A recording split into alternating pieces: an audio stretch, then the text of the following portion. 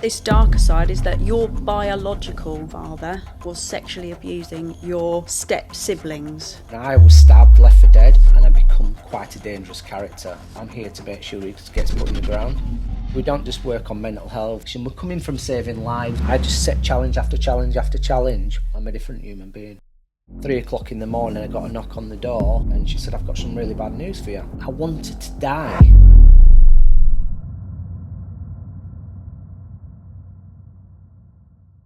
Welcome to the Diary of a Middle-Aged Woman. Don't forget to hit like and subscribe.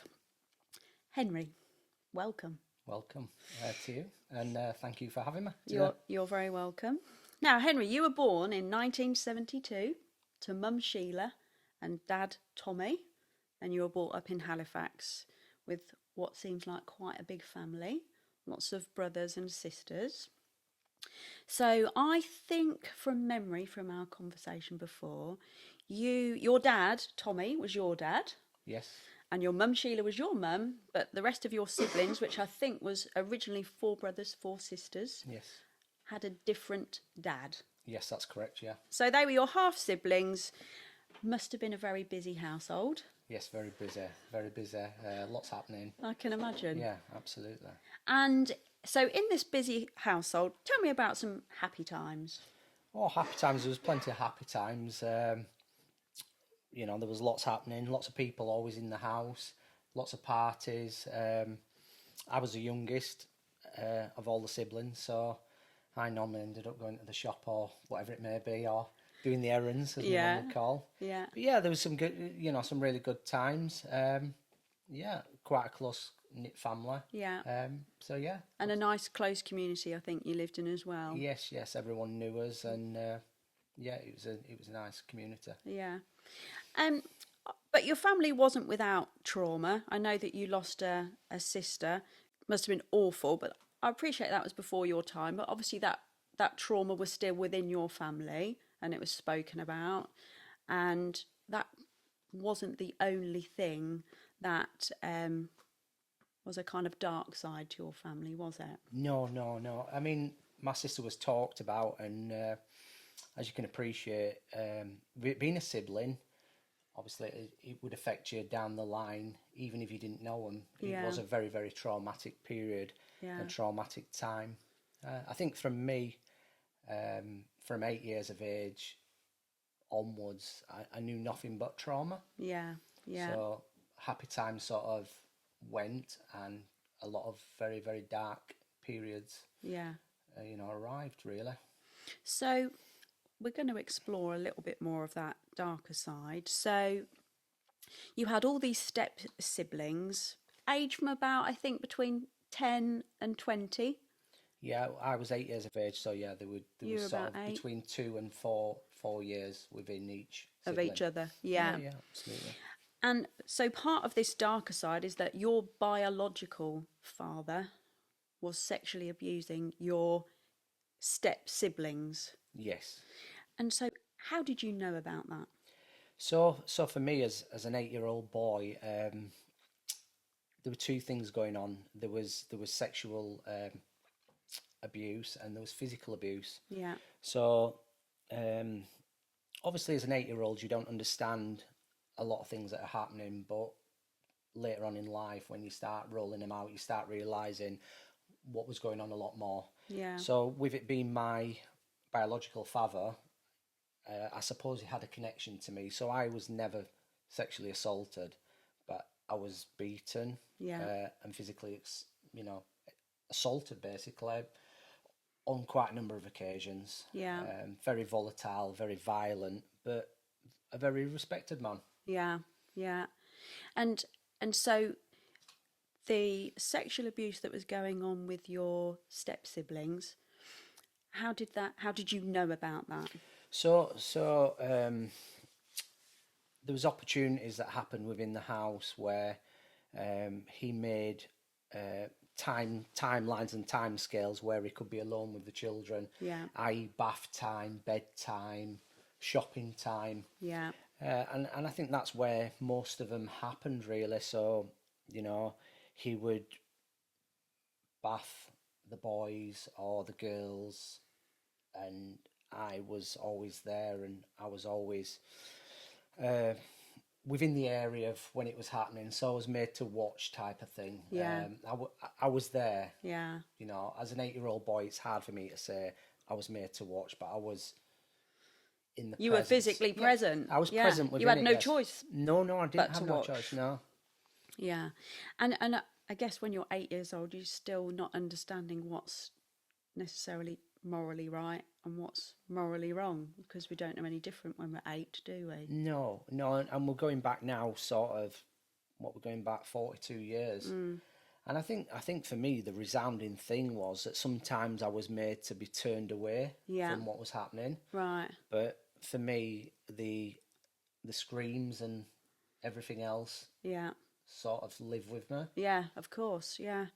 And and what do you think the impact on you was as a child? So going back to that time in your life, you're experiencing this trauma. How did that manifest itself in your day-to-day life? I think for me, I hid in shadows. It was all very, very out in the open.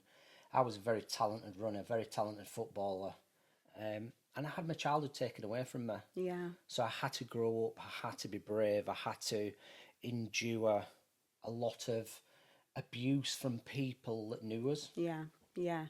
Well, we'll come on to that as well. So, um, now all of this is going on, and paedophiles are very opportunistic, aren't they? So wait Absolutely. for your mum to go shopping, wait for your mum to be out of the house, wait to have an opportunity to be alone with the children. All of that was going on, and your mum is still in the equation in all of this as well. So, you know, you kind of think, how on earth could she not know? Because this is what people say to me, like, how do people not know? But what do you think? I think for me, it's like anything else. How many times do you look in a paper? In fact, coming through, there's obviously an infamous crime that happened locally. I think I think these people operate within the nice people, the Yeah, respected people, yeah, the people that you would let your children go around to the house. yeah. These are not what we typically describe as monsters. They No, work within a community, yeah. you know. And this is why I believe that they're able to do To, this. Now, interestingly, I googled characteristics of paedophiles before this conversation. Number one, it came up they were popular people, which I know from our previous conversation. Your dad was popular. Yes, They're well respected in the community, trustworthy, and children often quite like being around these people because that's the persona that they give off. We have this preconceived idea that a paedophile is wandering around in a grey flasher Mac, yes. and it's not the case No, at it's far all, from that. quite often, isn't it? So this abuse was going on for several years, and it did come to an abrupt end. So I think that was from your older sister who started seeing a boyfriend. Yes, yes. So Jackie, my eldest sister, she started courting with a guy, and then she'd obviously spoke about her experiences, and he was the whistleblower on this, really. Yeah, So yeah, and it all happened really, really quickly. Everything sort of come out yeah. of the woodwork in effect.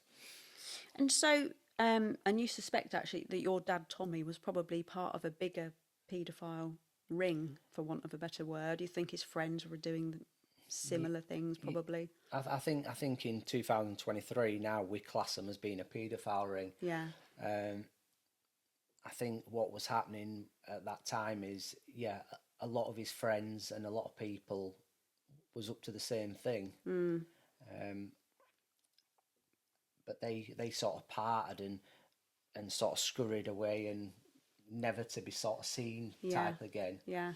I mean, this would have been late 70s, early 80s at this point, wasn't it? Times are very different now. But so your dad Tommy then ends up in Wakefield prison Yes, yeah. as a 42-year-old man. What happens to the family dynamic once he's out of the equation? It was quite interesting because I think for me, with being the youngest, it's a difficult coming from being the youngest to being the eldest to describing how people was. Yeah. I think there was a lot more happiness. Yeah. I think, well, I know so. I don't think Less fear, I can less imagine. fear. Living. What you've got to understand is we got beaten for making a noise in the bedroom. Yeah. Anything to get a beating, and we'd be lined up on the staircase, and we'd be beaten by belt and buckle. Yeah. Uh, so it was almost like looking for a reason Yeah. to To do give you a that. good hiding. Yeah, Yeah. absolutely, absolutely. So yeah, I mean that fear went, but also with being an 8-year-old boy, I'd had the person that had been in my life taken away. Yeah. So he's still your dad, Yeah, and still, yeah. that's on some level, you still thought of him as your parent, and now he's in prison. So, um, tell me about how it felt that it was your dad, not everybody else's dad, because they'd got a different dad, but it was your dad that had done this to them. So for me, with having, I don't look at them as half brothers and half sisters. They've just got a different biological dad. But I think from the very onset of him going to prison and him being my father, Yeah. I was isolated. Yeah. I was made to feel like I was him. Yes. Yeah. So it's almost like if you can't get to someone, you bully someone next to Else. them. Yeah, that's right. The nearest person. And this has carried on through my life. Now I'm left out of family situations. I'm told, why should I be doing what I'm doing, because I'm the one that created it in effect. Yeah. But You know, but I'm an 8-year-old you're an boy at this time. 8-year-old boy. Yeah, exactly. Yeah, we have to remember that you were an innocent 8-year-old boy. Yeah, absolutely. Who happened to have a biological link to this paedophile. So, and then we've spoken as well about the fact that we are talking a few decades ago, but in those times there was an awful lot of shame, stigma, and in your close knit community, everybody knew. Oh yeah, absolutely. I mean, this made national news. This made national newspaper, Yeah. and this was like it was quite strange. It was quite strange. It was quite a very, very dark period of time where I would go to school, I would be bullied, I'd be isolated. Groups, being in the first year at school, groups of fifth years that from my community would beat you up, and girls would sort of make you feel disgusting, Yeah. Yeah. But within the group, the popular lad that were in the group and had everyone round him, he would feed them. Yeah. Yeah, it was very, very difficult. Yeah, I can Very imagine. difficult. And it's again, it's one of those situations where sometimes, because you obviously felt isolated, um, and even from your siblings, I think is that isolation, and like you are an innocent party in all this, just as they are, yet you're taking on board a lot of the guilt. Oh, massive amount. Yeah. And interestingly, we've spoken offline about this, but one of the reasons I wanted to host this podcast on this topic actually is that in some family dynamics, these things are kind of swept under the carpet, and quite often paedophiles are within the family, friends of the family, and so the experience that I had was that I was sexually abused by a guy who was in our family. He wasn't actually strangely a biological family member. He just was a person that lived with my auntie and uncle. We never really understood the dynamic of that threesome, for want of a better word. But he was just there all the time. I think he was first introduced to us as a lodger, and then later on he was referred to as a business partner. But he was just there all the time, and our family was very close. So my mum is one of 5 sisters, and 3 of them all lived next door to each other. That's how close they were. So there was lots of cousins and things like that going on. And it's also funny how we try and excuse the perpetrator as well, don't we?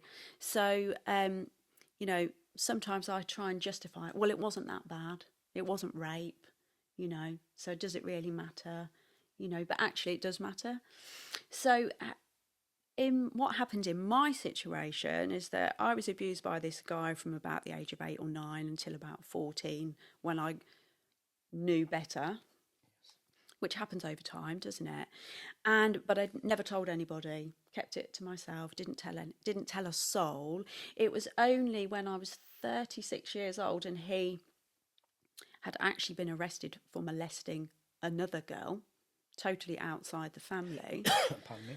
that I just thought, I can't let him carry on doing this. So I went to the police to report him, and actually, independent of me, my cousin had also reported him to the police, to 2 separate police forces actually.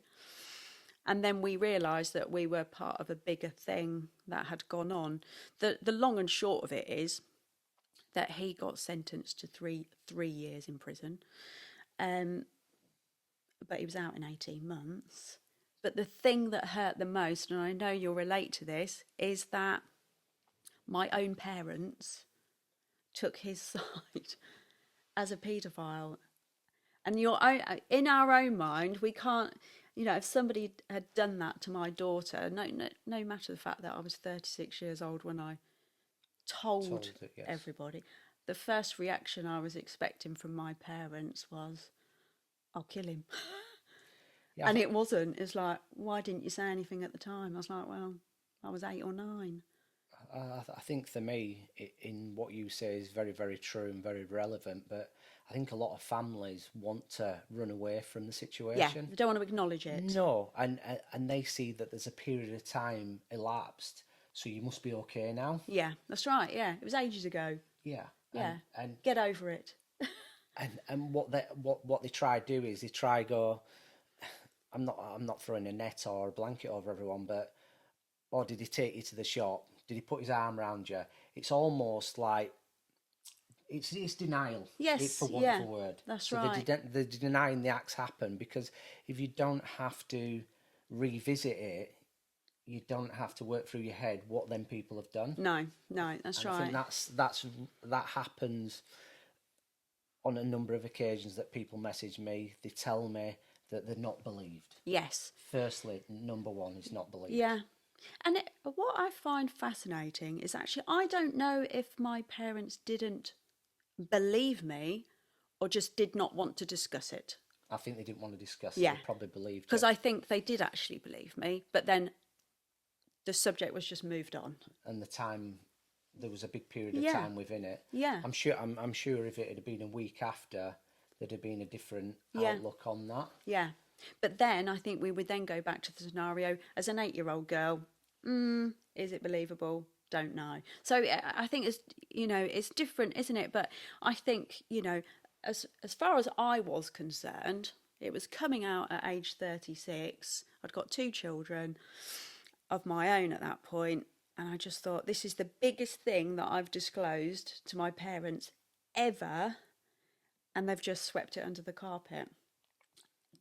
To the extent that we stopped speaking for a while. And to the extent that when he got sentenced, my mum actually rang me up and said, I hope you're satisfied now. Just take the dagger, give it a twist. But I think in what you've said is you probably have grown as a person and you've become stronger. Yeah. And your dam now is not welling up. And Yeah. you're taking a bit of water out of it and you're taking the pressure off yourself. And I think we can only be responsible for our own actions. Yeah. Whatever happens on external now, Yeah. I think my mum said to me once, she said, we're all 50% guilty of what happens to us. Yeah. Because if we allow it, it can happen. Yeah. If we don't allow it, it can't happen. Yeah. So that's something I always take into Yeah. what I do in life now as well. Oprah Winfrey says, what is this here to teach me?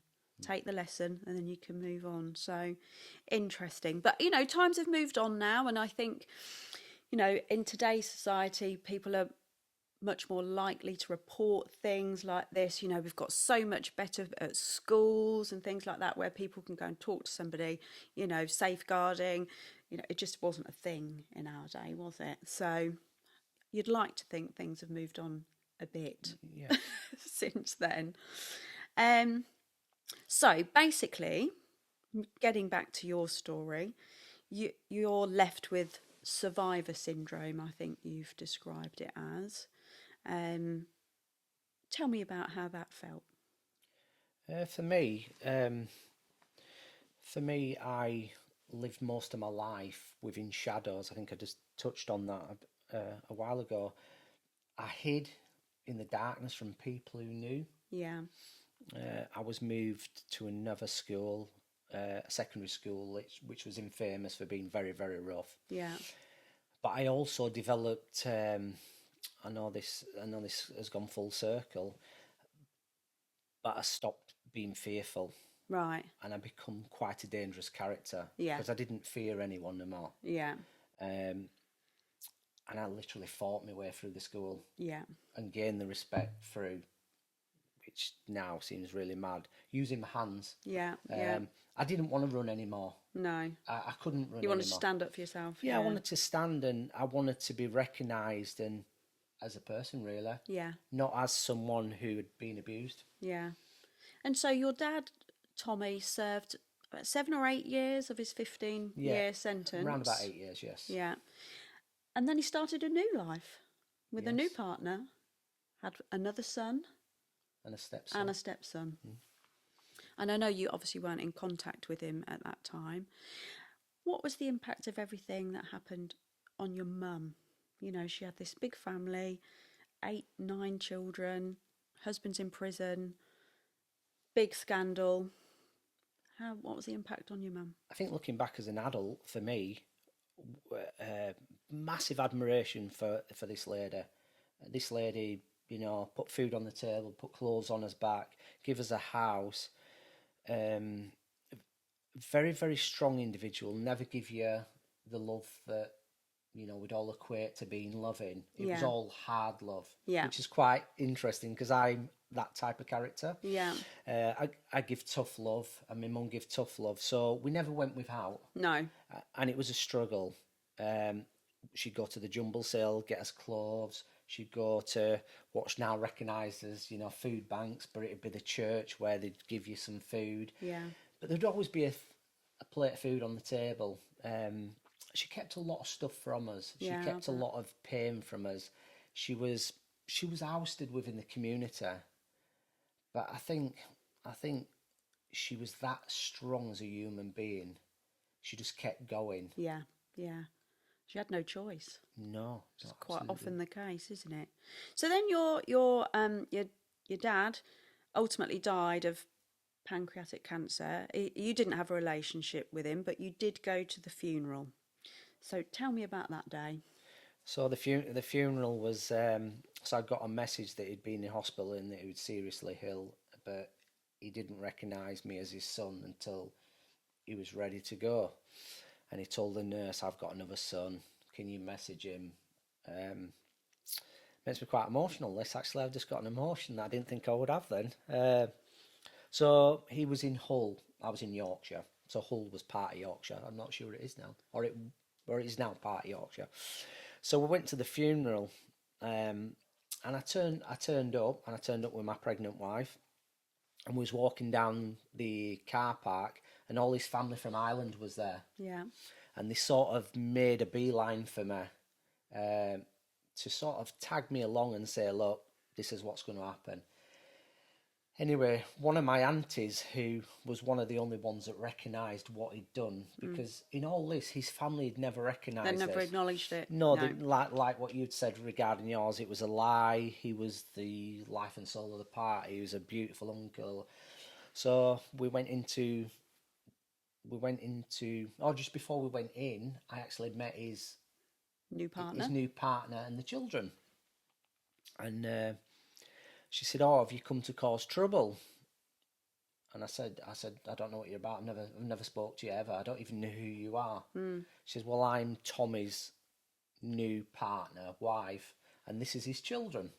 These are that lad's there is your brother, and Yeah, that's your stepbrother." So I was a bit taken aback. And this might sound a bit hard, but I want to tell it how it is. I actually said to her, "No, I'm not here for trouble. I'm here to make sure he gets put in the ground. Yeah. Yeah. I'm not here on emotion." No. And we went into what's quite interesting in all this, and I think it's a real big thing for me, is that, and this sort of epitomizes what people felt about him within the community. There was hundreds of people at this funeral, Yeah. and everyone was standing up, and everyone was like, Tommy was the most amazing man. He took his children, everywhere. He went fishing, and my mind just went, Who are they talking about? who is this Yeah. person?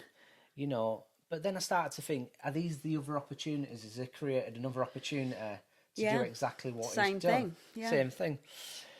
And there were little devils going on in my head. Do I stand up and go, do you know what? What you're talking about is not the person. This Yeah. guy's an abuser. Yeah. But I thought to myself, he's in the ground now, Yeah. or he's ready to go in the ground. What am I going to get from a conversation? He's not going to be answerable, No. and it's just going to affect his sons, His and new his family, wife, and yeah. his new family. There's no point in putting anyone through No.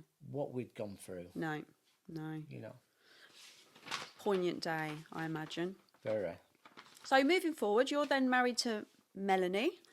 You've got a family of your own, but probably a bit of a strained relationships with your siblings at this point.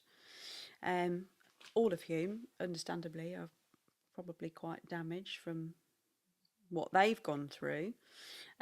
You've got this kind of burning drive to provide for your family because you had 5 children. Is that Yes. right? You've been busy, haven't you? I would not. I would normally say I found something that I was good at and stuck at it. So, so you've got these 5 children. You've got your new life. You're busy working, and you've got a strained relationship with your siblings. Would that be fair to say? Yeah, absolutely. Isolation, leave you out, not tell you stuff. Yeah. Yeah, it's always been that way. It's always been very, very fractious. It's always been, for instance, I know we spoke briefly last night, not briefly, for a while. Typical example, my mum's family from Ireland, she'd never met them because she left at 15 years of age, just briefly. But we found the family after 50 years. Right. So all my siblings went and met the family. Never told me. Never told you. No. Yeah. And they said, "Oh, we didn't think you'd want to go." But it's quite interesting because every one of them siblings now have contact with me, but have no contact with the family. Ah. So it's turned full circle. Yeah, it has. So you've got this, strained relationship with your siblings, and then 12 years ago, you got the news that your brother Barry, who was older than you, had taken his own life. So tell me about that day. So just before that day, my uncle had committed suicide. But basically, what had happened with my brother is we was best mates. Always spent time together. He was down at my house. Quite a quiet lad, beautiful person, but could be volatile as well. But everyone liked him. So you had a good relationship with this brother? Yeah, we had a good.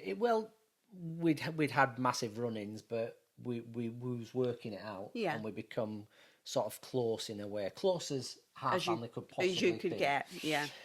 So the long and shorts of it is that my ex-wife, I'm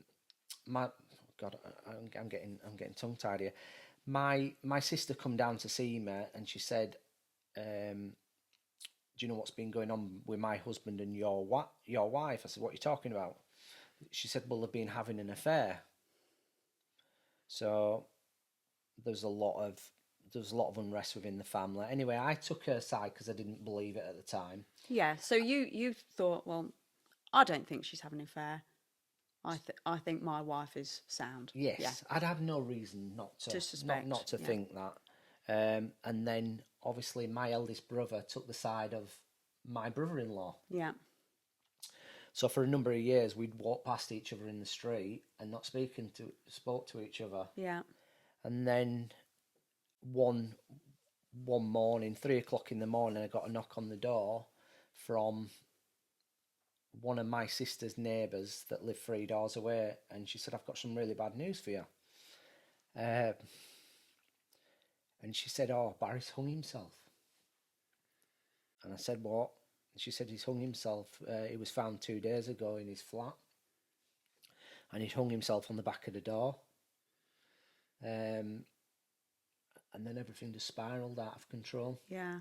And I understand that he'd left notes He had left a number of notes to say that he couldn't live a normal life from what he'd gone through, relating to the childhood trauma. childhood trauma. I think in all this is what people have got to understand is that when you go through this type of trauma, no matter what age you are, you're still going through it as a child. Yeah, yeah, So and you've experienced it as a child, and when you revisit it in your mind, you're always as a child. yeah, And I think he'd what transpired, he'd made a number of attempts at committing suicide. He felt like life had become harder to live than to go, yeah, yeah, and he felt that his trauma and his abuse was destroying everyone else. yeah. So So those around him. yeah, so pretty much, even though he was loved, incredibly loved, it's very hard to accept that Yeah, yeah. when your mind is just in a different place. That's right. And so you got this awful news about your brother, and then in terms of the impact upon you, because the letters that he'd left basically stated that a lot of the reason was to do with this abuse, which obviously you carried a lot of guilt around because it was your biological father. So where did that leave you? So I suffer massive PTSD from watching the events, but I also suffer really badly survivor's guilt.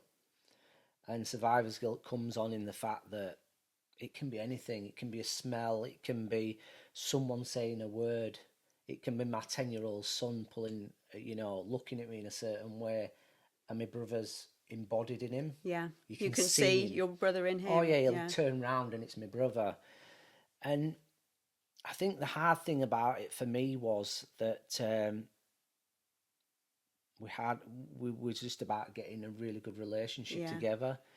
And we was all starting to build from this trauma, and we was all sort of doing well. Yeah. To say where we'd been. Yeah. I don't think anyone in the family felt like a victim anymore. I think No. we want survivors. We was doing okay. Yeah, yeah. And so this awful event then sent you in a bit of a spiral. So yeah, so it sort of opened a Pandora's box of things, really. So what transpired and what come out of all this was that my ex-missus had been having affairs. She was, yeah. Yes. So that was later confirmed. Yeah, and it's quite interesting because I was working for the family, I was working for my children, I was going out working every hour God sends to give them everything, that almost to protect them, like a barrier, like this is not going to happen to my children, I'm going to give them everything, I'm going to be there for them, Yeah. no one's ever going to be able to do this to my children, or which, looking back at it, seems a bit, I don't know, it seems the wrong way, but that's what I did at the Yeah, time. that's what. So yeah, so I was working away, and it had happened that my wife was basically, when I was driving to Brighton to work or driving anywhere, she would have multiple affairs.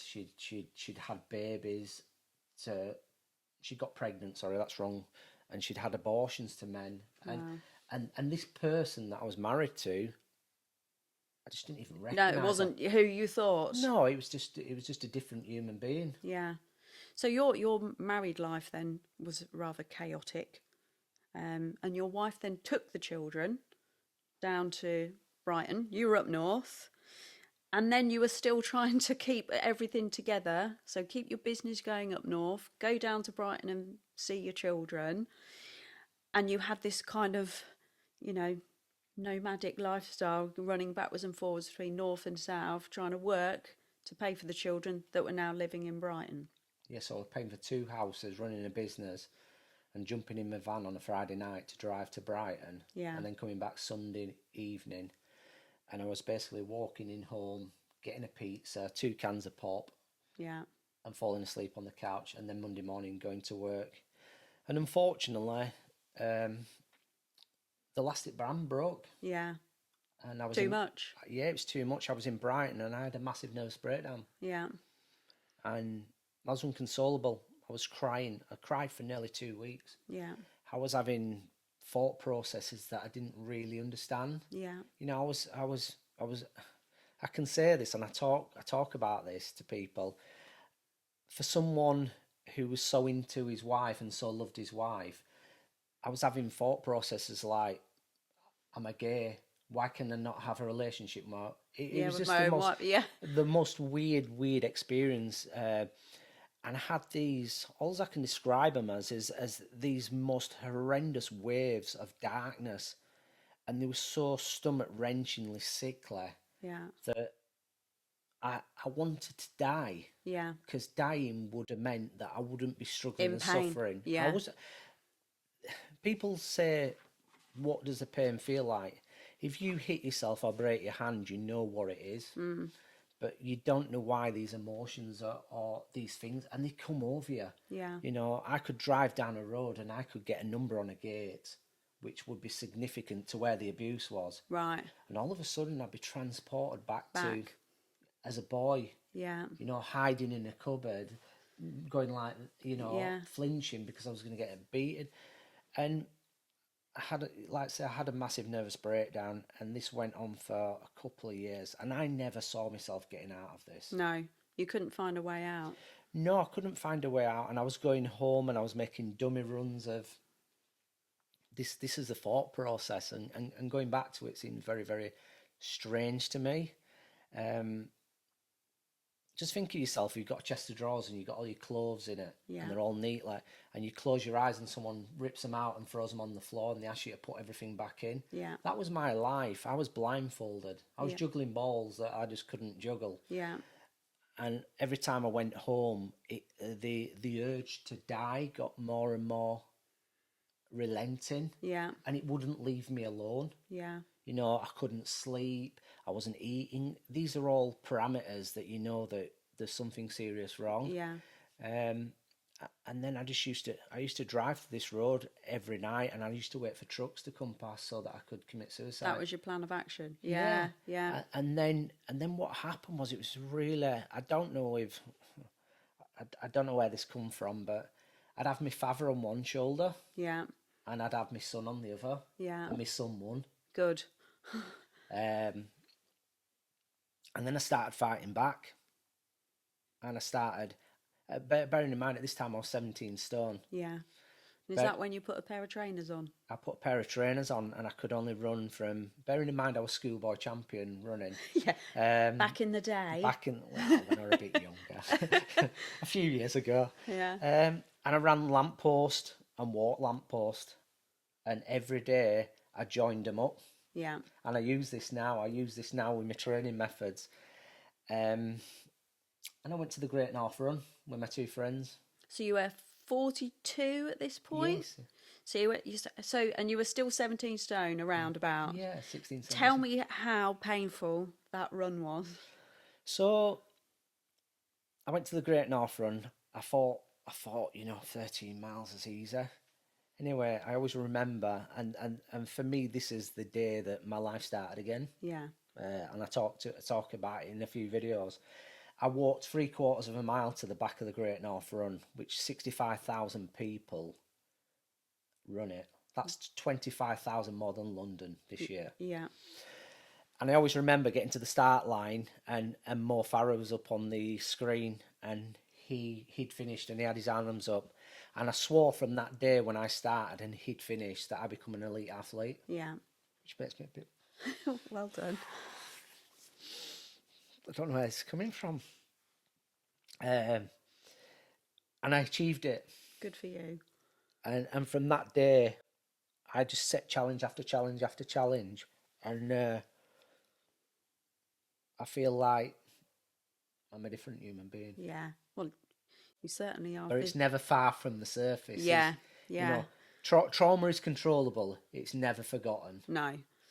I don't think we ever heal from these things, do No, we? It's no. just look, we learn to cope with these things. So, Yes. so you've gone from this dark place, 17 stone, life's all chaos. You put a pair of trainers on, take yourself to the Great North Run, see Mo Farah on the board, and think, one day I'm going to do that. And then you just carried on running, and you became the kind of English Forrest Gump, including growing your beard, Yes. I gather. So I grew my beard for 4 years and my hair for 4 years, bearing in mind I like my hair nicely short. And I never had a beard. It's quite interesting because I turned my life around. I never wore a hat, Yeah. but I was never seen without a hat afterwards. Yeah. But my brother always wore a hat. So I always Right. wore a hat in his memory. Yeah. And I started running. And I said to someone, I'm going to run 52 half marathons in a row. Yeah. And I wasn't in any shape. Yeah. And I set off on these, and week 1, week 2, week 3, we got to about 15 half marathons, and I'm thinking, this is tough. Yeah. And then something quite interesting happened, quite strange. It was almost like when something's hard, once you get past that point of almost feeling sorry for yourself and almost looking for a route out. Yeah. Because we all live in brackets where we feel safe, comfortable. But these are what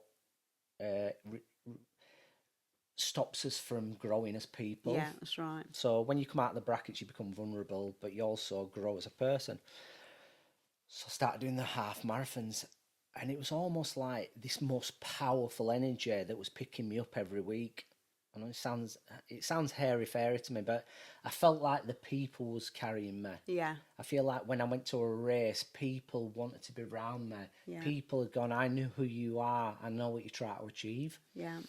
And then it just, for me, it just snowballed from there. It lifts you, doesn't it? If you think you've got other people behind you, which you probably hadn't felt before. It's quite interesting because sometimes you feel really lonely. And someone put me right one day, and they said to me, if you've saved one life, you're very, very successful. Yeah, And he that's put, right. you've saved many. Yeah. And I'm sure you have. And in 2022, you've raised £85,000. Yes. What a fantastic achievement.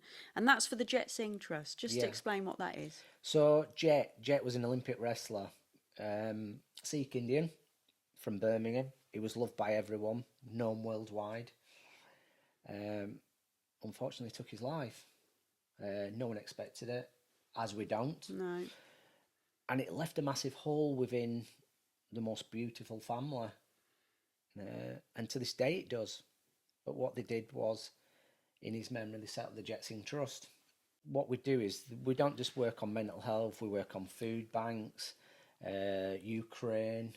We've got an orphanage in India for 40 girls that have either been sexually abused, sexually assaulted, or abandoned. We also, if someone's struggling or a child's terminally ill, they will send them, all expenses paid, to Disneyland with a family. Wow. It's almost the power that's within. They've got a MMA centre where children come box, do jiu-jitsu, wrestling, everything. So yeah, it's a community that's been set up. And for me, I bet they're grateful to have you on board. Well, I think it fits really well because I think we're coming from the right direction. We're coming from saving lives and helping people. Yeah. I think the Jet Singh Trust is not known purely and simply because they're very, very real in what they do. Yeah. But don't necessarily want to be in social media going, we've done Look what this. we're doing. Yeah. They're doing it. Yeah.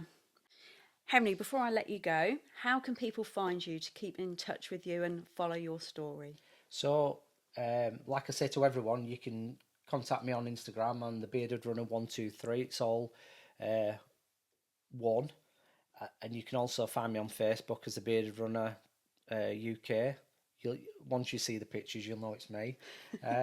Or just message me as the person that I am, Henry Ainsley. You know, a lot of people around the world message me and you know, ask me questions, private. How can I do this? How can I help this person? So my phone's always on, and I'll always answer a message.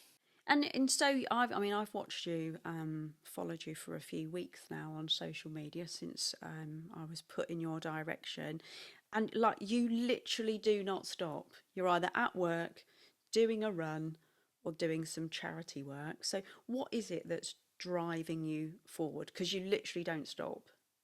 I think for me, um, time on my own can be very, very destructive. Yeah, I think thinking time and sitting down, and bearing in mind that through the past 12 months I've gone through a few more traumas. I mean, this is basically 20% of my life, yes, yeah, what we've talked about today. And I think for me, I use the word hairy fairy, but I feel like I've had another chance to come back yeah, and to make an impact on people. And for me, my main mission is not to be about me, but to influence people and to give people the tools yeah, to be successful. And we've yeah, all got the mechanism to heal ourselves. yeah, We've just got to go out there and find them tools. But if we give, I used the thing last night in a video that if I give you the winning lottery ticket, you would go yeah, cash it in. yeah. But if I give you the winning formula to mental health and being happy, would you think about it and would you go through the processes that I'm going to give you? And do the work. Yeah, Yeah. yeah, And I think this is what we've got to be careful with what we do at the moment now. And going back to what you're saying, what motivates me and what makes me keep going is it's quite interesting. It can be one word, yeah, like the soup kitchen. To touch on a young girl who's been abused and got a young child and feels like she's got no one, to have a father figure that she can trust and she can go, I need a new microwave today, and I can drop her a microwave, and she trusts that man, yeah, you know. And that is for me is the most massive powerful, that you can be around someone that's been so abused and so by a man or a woman. You know, it doesn't necessarily have to be a man. You know, I struggled, you know, yeah. as we spoke, you know, I was stabbed, left for dead by a woman. For me, for the purity of being able to help someone without it being a man or a woman Yeah. scenario is very, very powerful. And when you touch these people's lives and you help them, do you think in some way that is healing you? It's my drug. Yeah, because that's what I see when I look at you and look at this man. He's just like he's almost demented. He's going from here to there to there to there, helping this person, helping that person, and I wonder if that's really your healing process is to try and heal other people, to heal yourself. Massively. If I can leave this world knowing that I've touched people, Yeah, yeah. I've been successful. So what's next for you?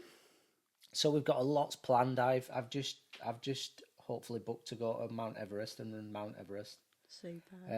I've put on hold the 100 mile on the track. I've just got a few things. What I want to do is this year is sort of take me away from it. We've got a food van. Yeah, So I've got an idea about feeding children within schools and give them nutrients that they're not getting at home. yeah, We're also working in conjunction with the Worthing Soup Kitchen. We fit that out. I fit that out through my own money. yeah, So what will happen there is it will be a centre where people can come have a coffee. They can come and learn how to cook. We'll also do talks on mental health. That's men, women, any walk of life, any people. yeah, So, and then we will be working with the Worthing running community, the running track, so yeah, the sports centre. yeah. So they're going to make me an ambassador for mental health, and we're going to work across their 8 campuses and and sort of putting things in place. Wow. There's mean, lots and lots and lots. So exactly, this is what I'm saying. Like, so there is nothing you're not doing, it seems. But you know, I think it might have been Martin Luther King that said, "Not everyone can be famous, but everyone can be great." And greatness is defined by service to others, and that is you, my friend. I'll try to Thank be. you very much for being my first guest. It's been brilliant. I've loved it. Thank you very much. So honoured to have you here. Um, Don't forget to hit like and subscribe.